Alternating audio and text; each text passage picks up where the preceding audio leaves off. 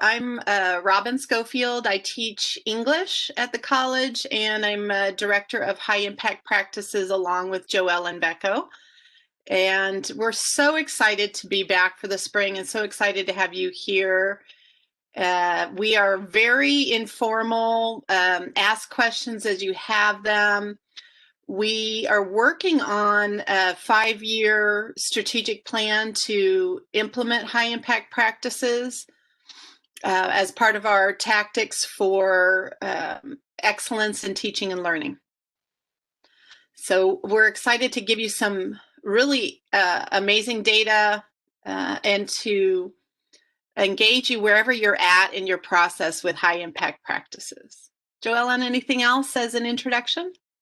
I don't think I'm Joellen, Becco, and you got that, and also English faculty, and we are in 3.5 years into, which it's right there, 3.5 years into the 5-year strategic plan and this program. So thank you for being here. Some of you are been with us since the beginning and before, and some of you it looks like are new, and just happy to have all of you here. So yes, and so if you're here today, I think there's going to be something for everyone. There's going to be encouraging information about the work you've been doing and tools to continue doing it. If you're new to high impact practices, you'll also get a bit of the framework for it. We're going to have breakout sessions by community of practice, and that'll become clearer what that is. It's basically whatever practice you're interested in or using, you can meet as a small group talking about what you're doing, challenges, successes, peer reviews of your ideas, those kinds of things. So I'm gonna drive right through this PowerPoint, and Joellen will interrupt me as she sees questions in the chat, and as I forget things, she'll add them. So welcome, welcome, welcome. Grateful that you're here. We're going to start with a 3-year update of high impact practices. We're going to look at some of the survey rubric report, and we're also going to highlight a few opportunities for this semester for high impact practices, and then we'll go to our breakouts. And my PowerPoint didn't want to move. So let's see if it moves now. Okay. So just by way of explanation, high impact practices are effective teaching strategies, and that's based on data. And so they are service learning, undergraduate research, collaborative projects, common intellectual experiences. These are ways that you can design assignments that really engage students and help them to learn more, and also to stay in school, to see themselves belonging to an academic pursuit. One of the great things about the early research on high impact practices is that it also had an equity promise to it. And so George Koos, the original researcher on high impact practices, and in his original work, published work, he talked about compensatory effects. What he meant by that is that students are historically underrepresented in success measures do even better with a high impact practice. And so a student, Dr. Bolton talked about first generational students. So a first gen student typically is going to do worse than someone else who comes from a family that has been to college before. But with high impact practices, what we see is that not only do first gen students do better with high impact practices, but compared to other students, their progress is even more. So if you had a 7% increase in retention, for example, you'd see those first gen students showing a 10% increase in retention. And so we did a little measurement based on the Center for Urban Education Equity Assessment Framework. We wanted to find out, are high impact practices offered to all students fairly equally across the campuses, across classes? And so just a quick answer to that is yes. We're doing a great job at Pikes Peak Community College on that. I bring that up because tomorrow are a lot of workshops on equity and race, and we will also be doing one tomorrow afternoon on equity piece of this. Okay, there we go. So our overview. It gives dramatic effect, Robin, when it takes a second. I know. The anticipation is so high. People can't wait for the next. I'm sure. And just so you know, I'm in Grandma's office, Grandma's guest room right now. So I decided to let it all hang out here. So here's what we've done, you've done in 3 years. We have a real push to scale things at our college because we're big. We have multiple campuses. We have close to 900 faculty and instructors. We want the good stuff to get out to all the students. And so in 3 years, we arrived at a 61% implementation rate. That's 51 or 61% of our faculty and instructors saying that they are implementing high impact practices. That's actually pretty unheard of across the nation, and we did a great job, and faculty are doing a great job, instructors doing a great job, at least giving it a shot, giving it a try, designing something new, seeing if it works. A lot of times when we are working with faculty who are new to high impact practices, we ask you to think about what's your most engaging assignment, the one that students love. Start with that one, and then let's go through the 8 elements of high impact practices and just see how you can strengthen that assignment. And I just saw a question about what constitutes high impact practices. We'll get to that in just a minute. In fact, Joellen, I don't know if you can find the 8 elements and put them in the chat. That would be great. That's shockingly, that's what I was just doing. Yes. So, yay, 61% implementation. And then here's some of the results of your good work. Dr. Diawara of Institutional Research has done a pretty comprehensive, robust study of high impact practices, and it's a comparative analysis between students who have taken at least one high impact practice course with students who had taken no high impact practice courses. And the 2 student groups, for it to be a valid comparison, are very similar. So we're not favoring any degree, any student status. It's all measured out there. And what we found out with high impact practices is that students' persistence rate from fall to spring, this was fall 19 to spring 20, was 7 percentage points higher than students who had not taken a high impact practice course. And then here comes the compensatory effects. For Black students from fall to spring, it was 18 percentage points higher in terms of fall to spring persistence. We just this fall got our retention rates back, which is that fall to fall measure. And so students were 14 percentage points higher in retention if they had taken a high impact practice course in the fall and the spring. And students of color were 11 percentage points higher retention if they had taken a high impact practice course. So we're looking great. What we're doing works for students. It's also pretty energizing and fun for faculty. And because our faculty and instructors are doing such a great job, we have been getting a lot of national recognition. So here's a peer review. Ken O'Donnell is one of the experts in high impact practices at Cal State University, Dominguez Hills. He said, "You're showing how to provide immersive transformational education at scale, equitably and demonstrably to students from a range of underserved backgrounds. That helps to disprove the criticism that HIPs are only for elite students at selective institutions." We know this because we have community college students who are not in dorms. They have jobs, they are caregivers, and so they have all kinds of challenges to their actual education. And so the fact that we're seeing these kinds of results is really just testimony to the great work you guys are doing. And I'm not going to do the dramatic pause this time.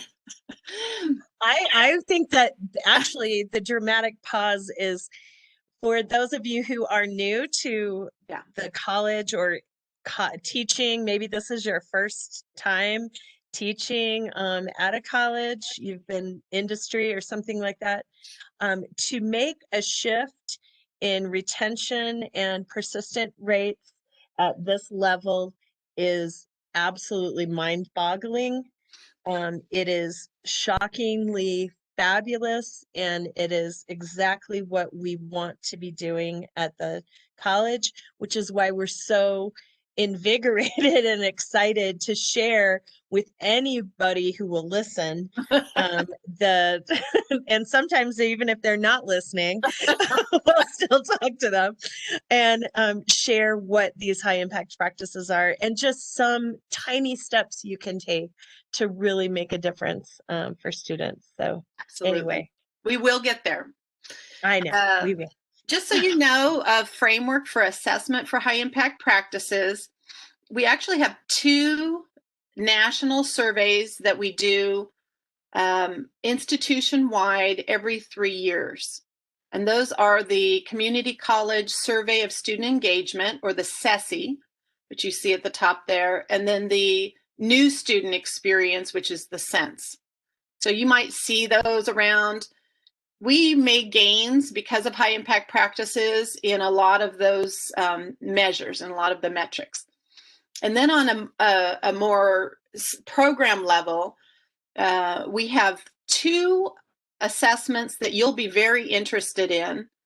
The third one here is really what I just presented to you, is that we go and we ask institutional research to look at representation, access, and impact of high impact practices. It's our quantitative data.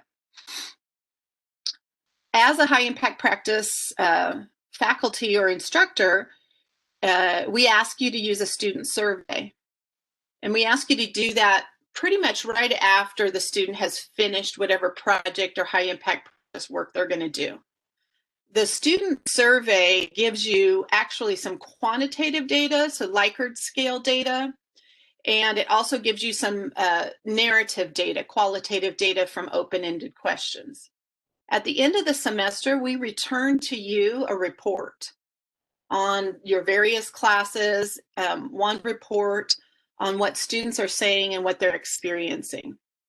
We really like this student survey report going back to faculty right at the end of the semester, so that when it's still fresh in your mind, you can look at it and say, oh, I didn't even know my students were getting that much positive impact based on this project. Or, wow, I forgot totally to do this aspect of it.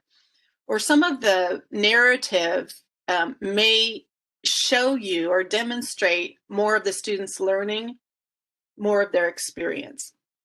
So anybody who does high impact practices, that student survey is available to you, and we would highly encourage that you use it. The second thing is a rubric. It is embedded, actually as of tomorrow, it will be embedded in all course shells. It's under the tab in D2L that says rubrics. And to use it, you just open up an assignment folder, whatever your assignment is. If the assignment is the project, if the assignment is a reflective piece based on the project, and you can attach that rubric to that assignment folder right there as you're creating the assignment folder. I'm going to show you the rubric information in a minute here, but it's just 4 categories. And so you can, after the student turns in their work, use that rubric to let us know what students are learning. And it's based on high impact practices. I think it's pretty easy to use at this point, but we're going to talk about it a little bit more during this session. So that's the framework for assessment of high impact practices. All right, we're to the what's new this semester stuff. And what I'm super excited about is we have a faculty leadership team. And Silva Miller will be representing Math and English Division. Gina Swanson will be representing the BPS Division. Glenn Rolfing, the CHTS Division. Joellen and I, because of our massive experience in medical sciences, that is a joke, will be representing medical sciences. We actually have had a lot of great work with them this year, and so we're just going to continue to work directly with medical sciences. And Shauna Mahan, though she is math faculty, will be representing the Natural and Physical Sciences Division, which we thought was a really great connection there. Are you guys on right now? I'd love to have a little hello and to the group. I'm on. Yay! Hello. What else do you want me to say? There you are. All right. So Shauna and Silva, and we'll see if we get, yay, I love that, Melissa. Do you want to say just a hair about your experiences with high impact practices? Shauna, in your case, that would be math colloquium probably, and maybe what you're looking forward to. And Silva, I know you've worked on service learning, but maybe just what you're looking forward to with the writing intensive piece. Okay. Rock, paper, scissors, who goes first? You, I'm taking notes.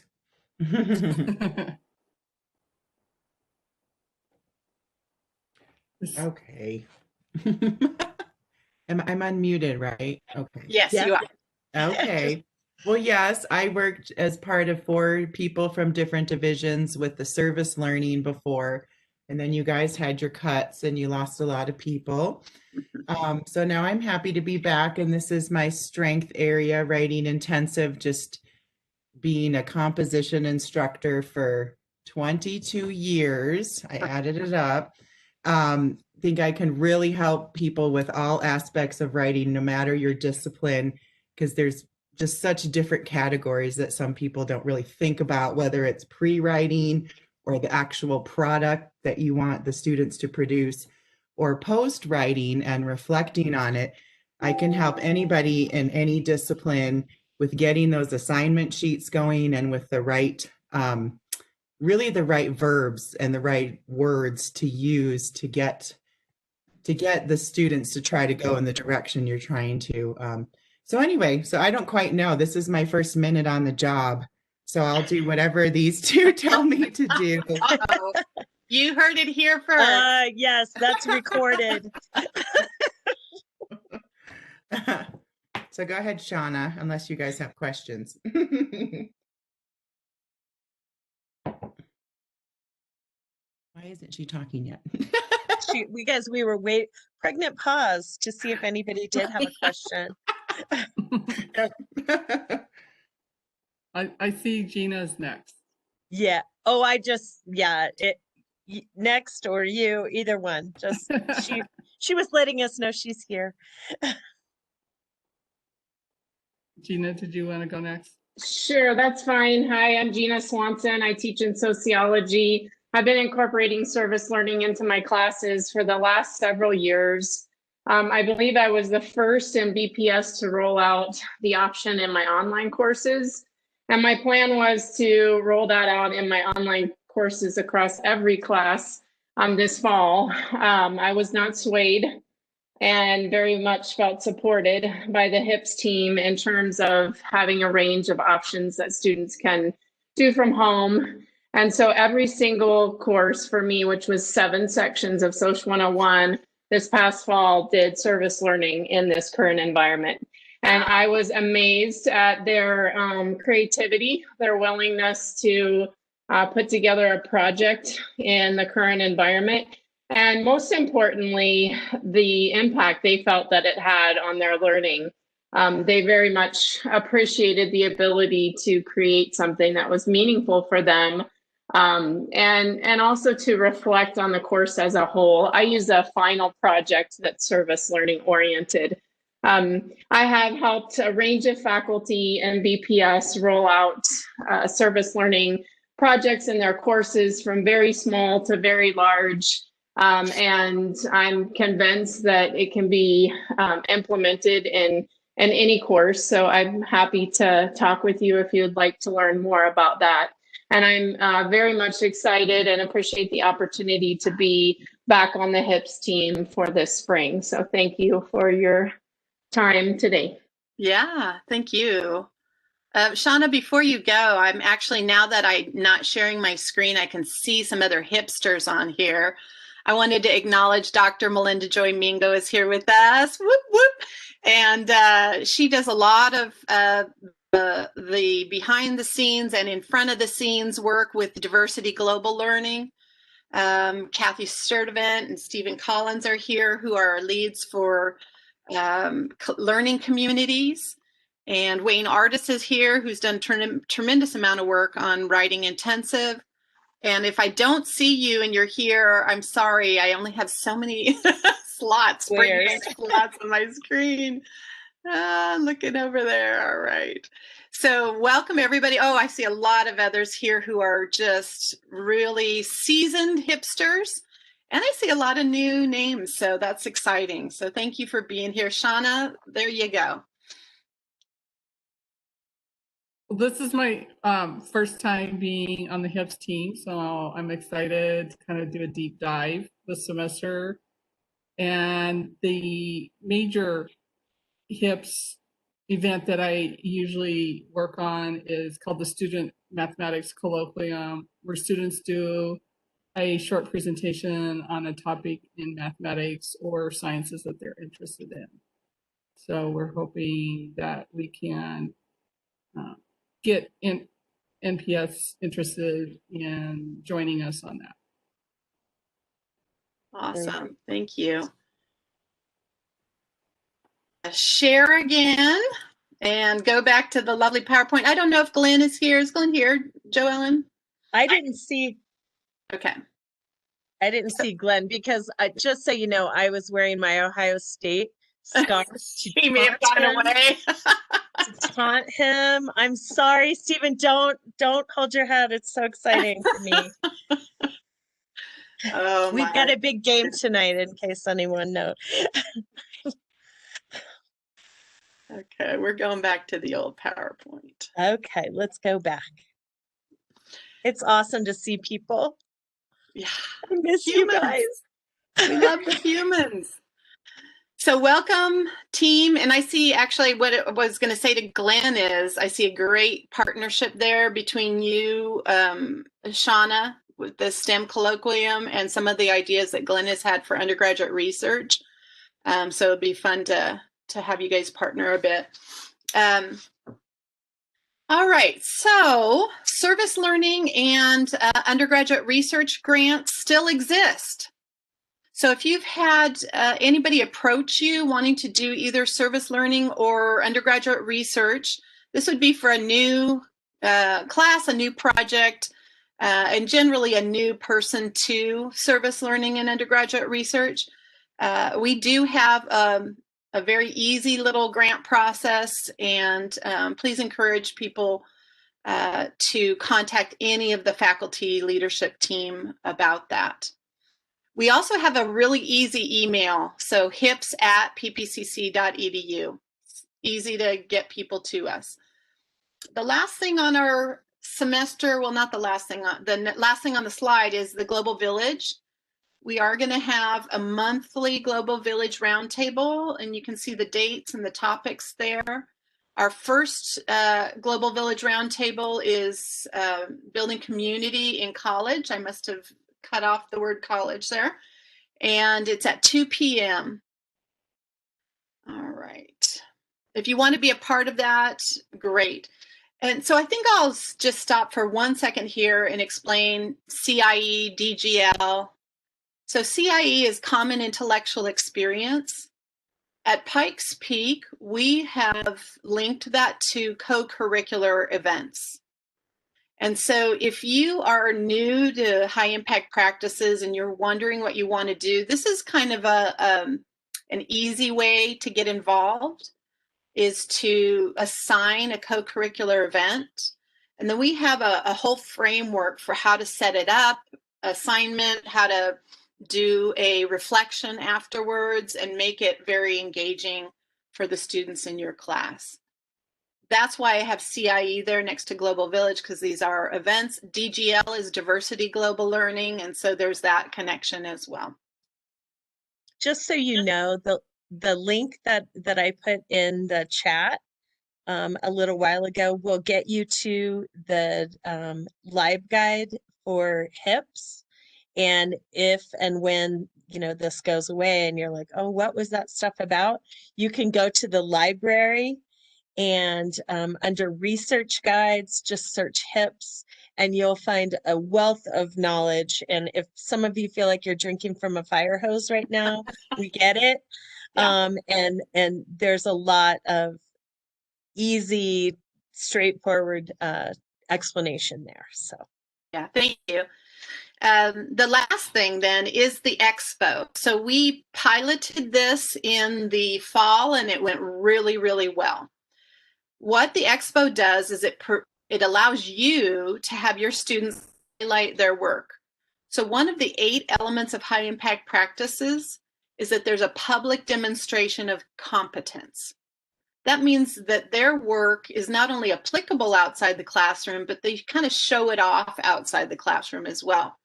This helps them to be really engaged and take some more ownership over what they're doing. So we created the expo in our virtual environment. It's through a partnership with the paper, and you can get to really everything that we've mentioned with this URL, the ppcc.edu/hips. And I'm actually going to go to that site so that you guys can see it and not be afraid. Not that you are. I don't think Wayne's afraid out there. He looks very unafraid. Not yet. not till next Wednesday. But yes. Let's see if that's sharing what I want it to. It is. All right, awesome. So with ppcc.edu/hips, it can get you or anybody you're working with to our materials. And it also can get students to links and dates and materials as well. So right when you hit this page, you see the red box here, faculty resources. Those are all links through to our LibGuide. So the HIPS LibGuide, the page on assessment, which would have information about the rubric and the student survey. One of the reasons we're doing that, by the way, is that our email, now that we're virtual, breaks a lot of links. And so I know some of you struggled with that a bit, giving the link to the students. And if you go to the website, you get it right off a website and not through a broken link in one of my emails. If you're looking for online high impact practices ideas, we created a whole document of how you could do service learning online, how you can do various practices online.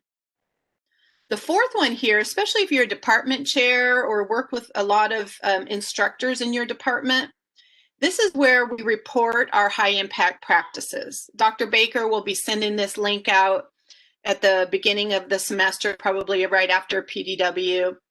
But that's where we ask all faculty instructors to go in, list your CRNs, so that is the annoying part of it. Even with that, the typical time, what is it, Joellen, like 5 minutes to fill it out? Yeah, the average is 5 minutes and 32 seconds or something like that. So Yeah. it doesn't take long, I promise. It doesn't take long. If you're new to the college also, you should fill out the survey because it asks you, are you new within the last 6 months? And if you are, it'll direct you to resources to help you understand better what high impact practices are. So that's the Report Your HIPS for faculty. Every semester we ask for that. And I'll tell you why this is super important. it is the basis for our data. So our institutional research department, as phenomenal as they are, they cannot pull data without knowing which courses have high impact practices in them. So that's the bottom line there. And then if right underneath that is the what's happening. So this would be really good if you're interested in this common intellectual experience, co-curricular events. What's happening has the expo here. So you could send students really just to ppcc.edu/hips, and they can see here how to submit work to the expo, where to look at some previously published student work. So I'm actually going to click on that and show it to you. So this is the paper, and they have a section on the expo. I have to move your faces over to the other side. So there's the expo. And so students, what they do is they research something in your class. It can be a high level of research or a low level of research. And I don't mean low quality, I just mean not a lot. And then they put what they've discovered into a PowerPoint template that we've created for them. So it's, put your title in here, put your sources in here, put your findings in here, do a little analysis, give us a picture and a quote, that kind of a thing. So it's kind of a ready to go template for your students. When they submit those, we give them to the paper, and the paper creates these wonderful articles based on what is submitted. April Frost had her cybersecurity students for Cybersecurity Awareness Month submit their findings, and a lot of them are published here. We had a number of items for Get Out the Vote published. So it really is any discipline, anything you want to highlight or have your students highlight, and it becomes a nice little piece of their portfolio. Since it's now published online, they can show it to others if they so choose. And it ups the ante again for them, where they feel, wow, I did something, and I'm invested, and this is my idea and my words. And the math colloquium and maybe STEM colloquium will be a similar experience for students, where they get to share something that they've learned. Let's see if I can go back. I would put it out there too, for those of you who are wanting to kind of dip your toe into high impact practices. This is a really great way to do that. You can grab the template from here and just in class, online, remote, if you're face-to-face, whatever, and you could have students work together on putting work, so as a group, and use that template, which I think, are you pulling it up right now? I can, sure. Okay, cool. So the template looks like this. This is the empty template, and you can beg, borrow, and change it as you want. And then you could have the class vote, and 2 or 3 could be submitted to the whole the Can you see paper. that, Joellen? It's Okay, just that's because I'm blank. sharing Safari and not that. Okay. Yeah. No Give me a worries. second. We're going to have another pregnant pause. Ooh, with the excitement. A So lot of pregnancy going on a around. lot of babies. When you think about the isolation that students are feeling, and you're feeling, and we're all feeling, these are great ways to kind of say, hey, and here's the work, and it goes out there. And I can't tell you how many students get so excited where they can send their aunt or uncle the link, or grandma or cousin or children or whatever. Here's my work, and it's posted, on this website. They feel published. So it's pretty exciting. Can you see it now, Joellen? Yes. Yeah. So It's as up a now. faculty member or instructor, you can certainly change this template. We made it as generic as possible so that anybody using it would feel like, oh, my students can just pick this up and start putting things in there. But if It's you want to It's a design, PowerPoint slide. yeah, So, it's a PowerPoint. and you could maybe do something different, and if you're super techie, you can do all kinds of things. But this is kind of the catch-all, and we're excited about it so far. It seems to really be working. Melissa, can you give us some specific examples of HIPs we can use in our remote synchronous classes? So actually, yes. And if Gina, if you're still on here, I'm going to ask you to talk a little bit about what you did for service learning while I go and look for that document. Sure. Can everybody hear me okay? Yes. Good. Yeah.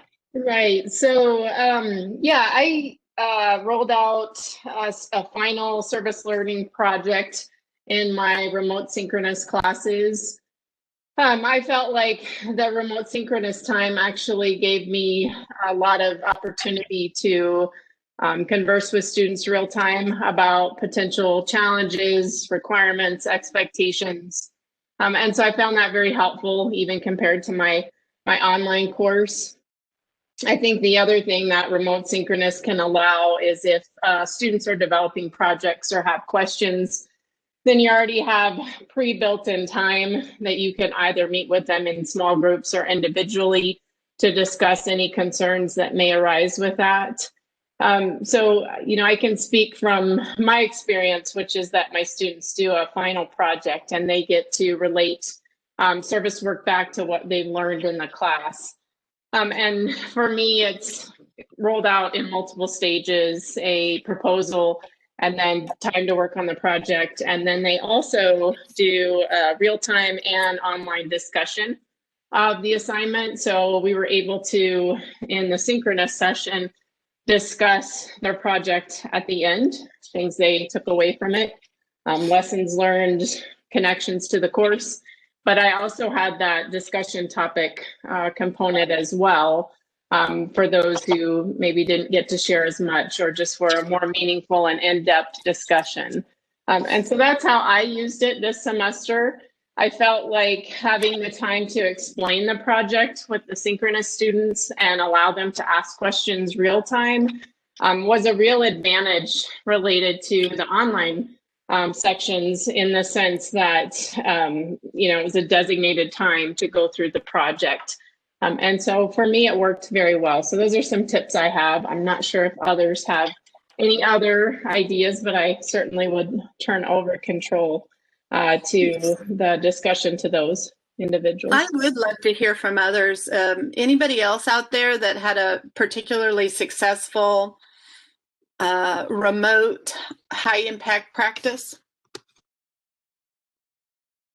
Hi, this is Warren.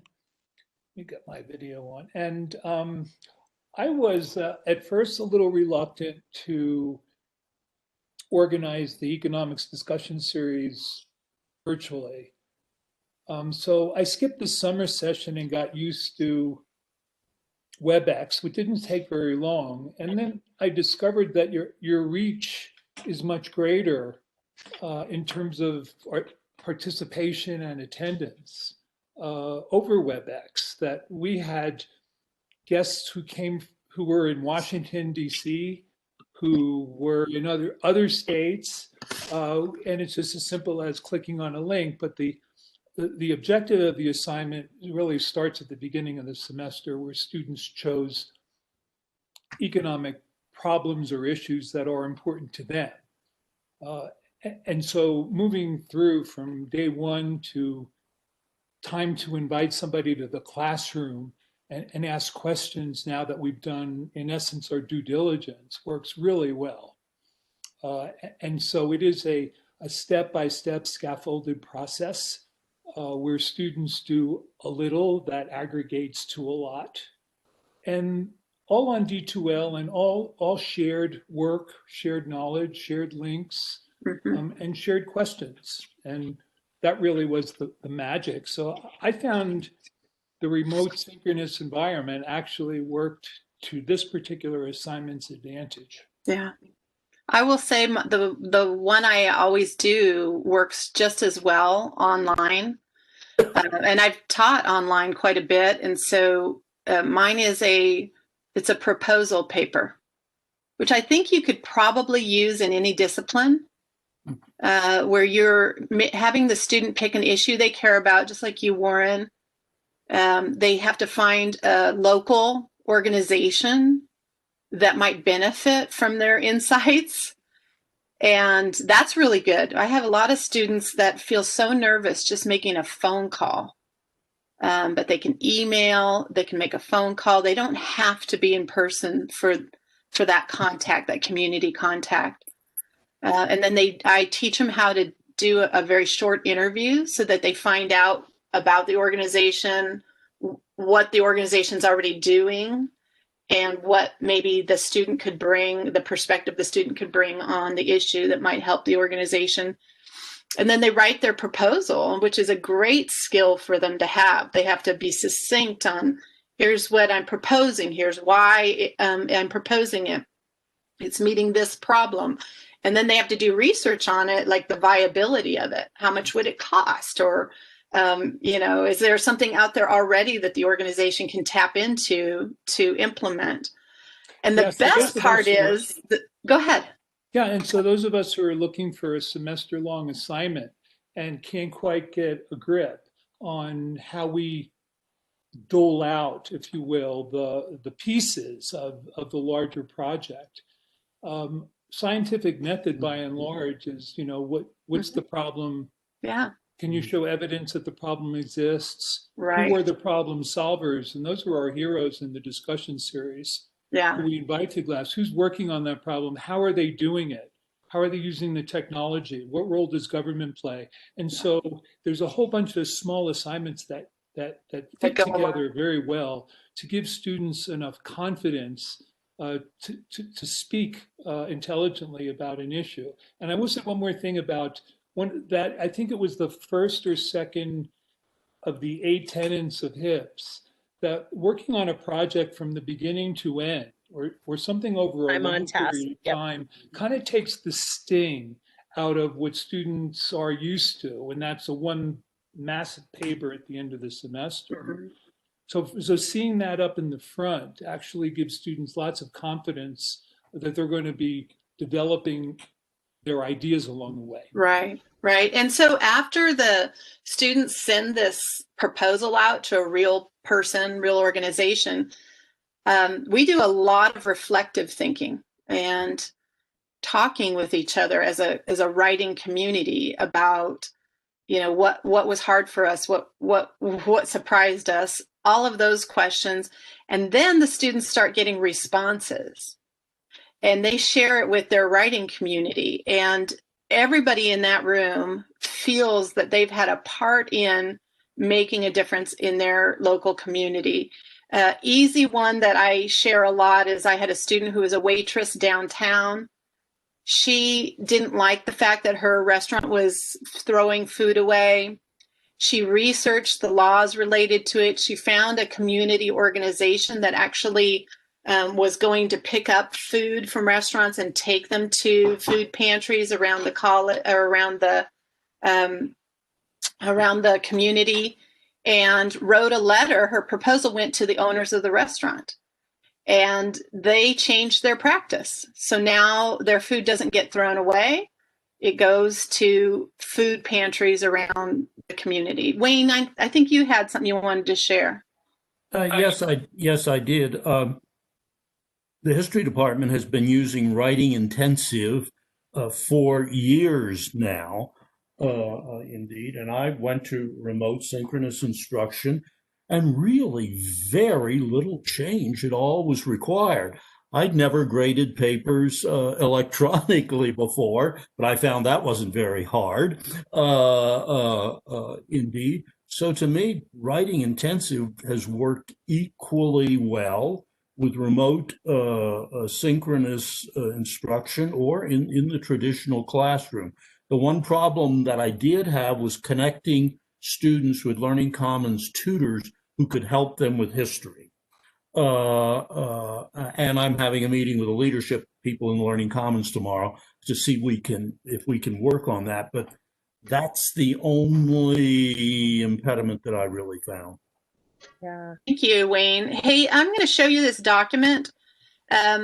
So Joellen and I, what was it, April, May? We were already working on it, honestly, before the pandemic. Woo! So we have ideas for you, quick assignments for online and remote. And I think I'm just going to the Diversity Global Learning one. This is a linked through table of contents. It's in the LiveGuide. That's how I got here. And I'm guessing, Dr. Mingo, you may have helped us to design some of these assignments. But here's one, a quick, easy to go one. And we put it with like explore and engage students on discussion boards or a DGL project. So really kind of the varying levels of intensity. And then we have some that are more high tech, some that are more low tech. But I love this one. It's just using the Dollar Street website. Oh, yes. Through gapminder.org. Select one of the poorest families in the world income scale. Read the family's biography. View the photos. Answer the following questions. So this one's pretty quick and easy to go and can get students looking at something that's available to them online that's virtual. It's an amazing resource, and I just, as a nerd, go there all the time just to look at stuff. Melinda Joy, what strikes you, and what did you use in your class in the online remote environment that worked really well? Yeah, thanks, Robin. So I used a lot of just interactive pieces of from a cultural standpoint. At the beginning of the semester, each semester, these past two, I just immediately allowed students to have a voice in the whole diverse part of our society, of our culture. I really tailored the exercises and assignments around that so that there would be some measure of diversity and global awareness in each one. And for instance, even the Dollar Street, because we have actual worksheets for the instructors. There's worksheets, so you don't have to create it. You don't just have to go on there and look, but we do have some specific things for you. We have instructor worksheets, how you use that. And I just want to give a quick story here that I used this Dollar Street in one of my classes where students, you could tell they were all pretty introverted, they wouldn't speak or whatever. So when we actually worked through the Dollar Street exercise, and I had them in breakup groups, I tell you, it literally transformed the classroom for the entire semester. Students, after this here exercise, students began to really look at the relevancy of and the viability of their degrees and how they impact society and just their civil responsibility. So I always use, I have a bunch, but I always use them to really tailgate back to the relevancy of what they're studying and how that impacts their community. Thank you. That's awesome. So there's this, and then all on the LiveGuide are a number of other activities, links, tons of links to like tolerance.org, I think, teachingtolerance.org. So you can go in there, and there are a lot of materials for educators. We have added a few new things to the LiveGuide. So if you've looked at it before, we've tried to, I started to say over summer, but it was just Christmas break or holiday break. Oh boy. I've lost all sense of time. There's a new one came across, and it shows the front pages of newspapers all over the United States. So every day you can pull up the front page to see how different parts of the country are sharing the news of the day. Is this in DGL, Joellen? Yeah, I think we put it in DGL and under projects and activities. Freedom Forum. Okay. Yep. Are there any assignments focused on business course topics? So I would say I don't know. I'm looking at collaborative projects might be the best place to start for that. There are a number of resources that Andrea Ulrich in natural and physical sciences, she is nutrition chair, she put this all together, and they should work for any discipline. I love this one in particular because it tells you first thing you do with your students is assign roles and responsibilities. That's hugely wonderful for business. Team expectations, great for business.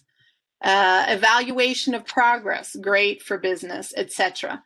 I do know a number of classes have done service learning projects. In fact, Stephen, I think maybe you did this with your communication students, but where they will do some consulting. Basically, they'll put something together for a local business that might help them out, whether it's an analysis, observation, review, some proposed items that they might apply.